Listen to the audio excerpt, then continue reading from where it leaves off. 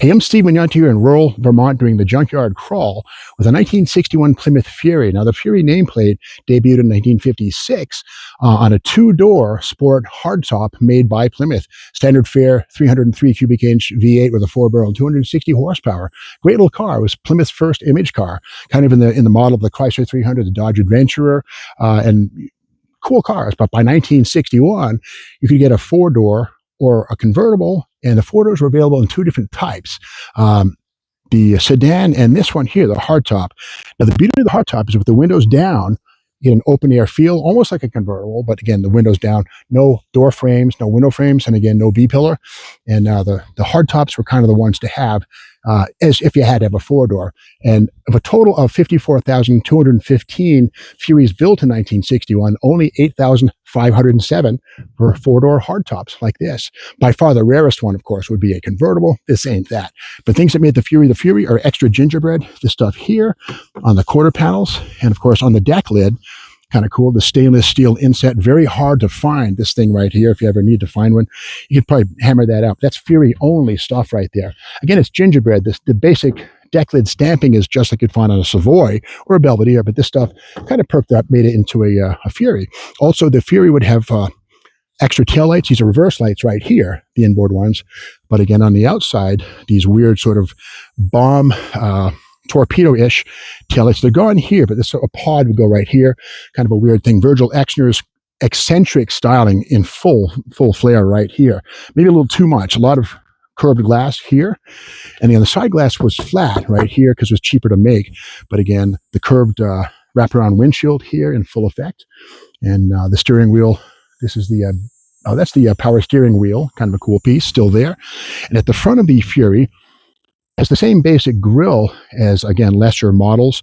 But again, on the fender, we have the word Fury. There's the logo with the Fratzog, I believe that's what that is, the Fratzog. Or is it? It's the Plymouth. Okay, it's the Plymouth Mayflower in gold anodized. Kind of cool. That denotes a Fury. And of course, up front, quad headlights on all of these things from the top to the bottom.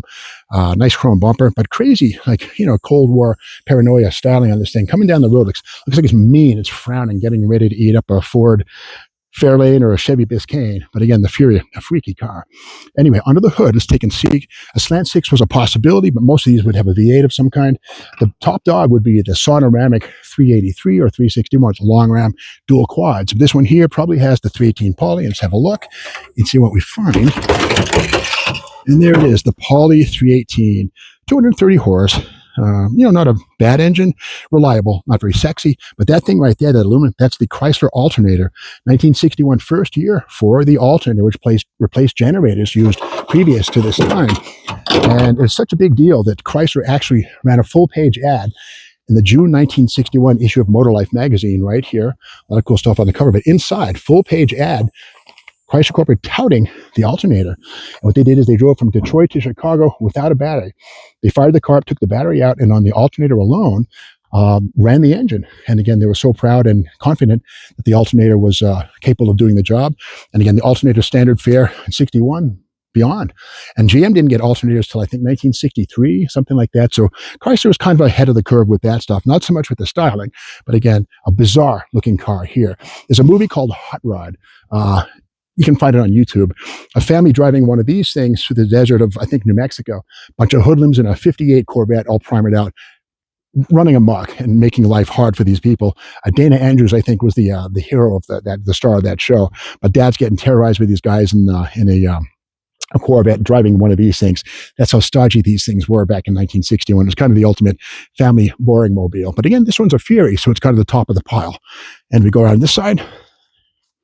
Once again, with the Fury and the gold-plated, and the whole thing, Plymouth. This is supposed to be the front of the Plymouth Rock sailing ship. That's the waves. That's the mast. The sails coming up. That's the idea of that. The Plymouth, and they've used that basic icon for many generations. That's kind of one of the first appearances of it. And again, let's look inside.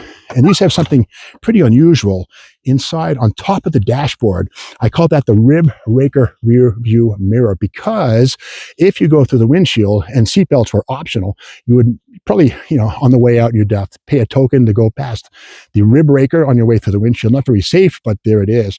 This one has an automatic, the Torque Flight 904, with has push button controls on the left hand side of the column. On the right hand side, you can see the heater controls also in the same kind of push button motif. And then Chrysler was all about push button transmissions. I think 1957 through 64 push button transmissions in the automatic cars. So kind of cool. But again, this one's a pretty uncommon vehicle. 1961 Plymouth Fury 4-door hardtop, not a sedan, the hardtop model. And again, only 8,570 of these were built, and the vast majority of these were sedans or wagons. So a good example of the breed. Something weird, I just caught this here. This one has power windows. Come around to this side, Mr. Cameraman, Reverend Evan, the camera guy, and there is right there the power window. A little extra money. Otherwise, standard roll-up would be the default structure. So again, kind of a cool car. You wonder who owned this car. It was originally black, might have passed for a police car, but again, the movie Hot Rod is pretty cool. You can see Dana Andrews and his kids getting terrorized by a primer black 58 Chevy Corvette. It's a great movie. If you get a chance, check it out. In the meantime, check out tomorrow's Junkyard Crawl video. We'll be back. If you like this video, subscribe to the Steve Mag's YouTube channel and give us a thumbs up. And we'll be back with more Junkyard Crawl tomorrow. Thanks for watching.